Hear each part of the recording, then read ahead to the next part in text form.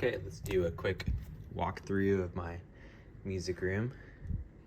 Here is what it looks like when you walk in. This is all my setup over here, all my speakers and amplifiers going on. I'll do a quick walkthrough of what that's all about. And then over this way, we got the reclining couch, shelves and stuff back there with all my stuff on it. So that's cool. Anyways, let's do a quick walkthrough. Here's my guitars, guitar amp, computer for playing video games, stuff like that. Got my dedicated air conditioner for this room because you can imagine it gets super hot. This is a pair of speakers that I built for myself. These are a full range driver that I bought from Hungary. Then I made the wood or the box myself and veneered it all myself. Put them on some stands, so it sounds really, really good. Back here I got some panels, these acoustic panels. These aren't really here because it's trying to make the audio better. There's actually a window behind there, and it would be really crappy to have a window right there, right next to the TV. So I had these custom audio panels built to go over the window. And then of course I put one on the other side just to make it symmetrical. So quick thing here is a subwoofer. This is a subwoofer I built as well. This is just a small 8-inch passive subwoofer. So it has these two passive radiators on the side. It sounds really good for music. I use it for music. Got my Xbox.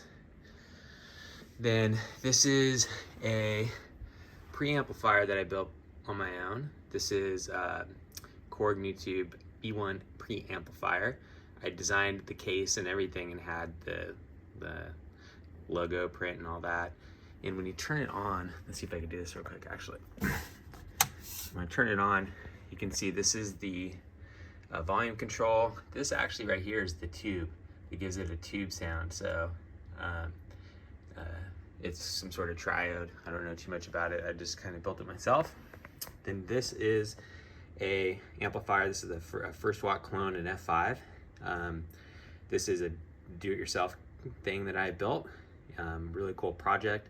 Sounds really great. It's actually one of my favorite amps. I like them all, but this one sounds really, really good. So I usually have this one as the preamp going down into this amplifier, and the combination of the two sounds really, really good. Over here, this is just another preamplifier for a different setup that I do with the little mini computer that I play all my music off of. I got a DAC, and then this is another amplifier right here. This is a Left J. This is another do-it-yourself amplifier. This is really another really cool project. This one is like a tube sound.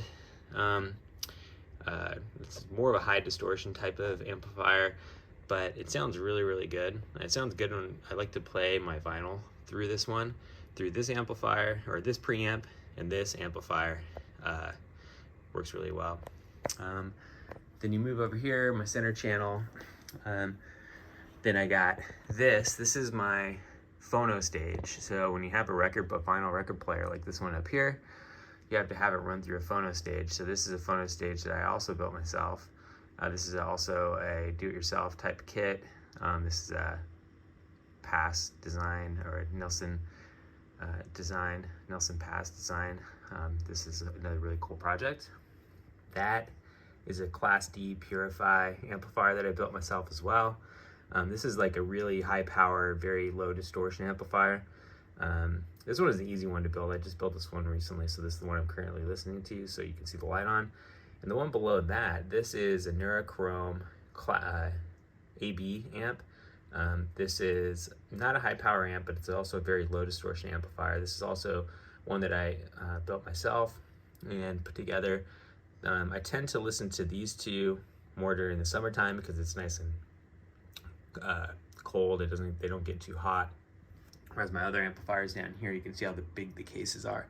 Those amplifiers get really hot. But now that I have this air conditioner up here, that helps a lot with keeping it cool in here.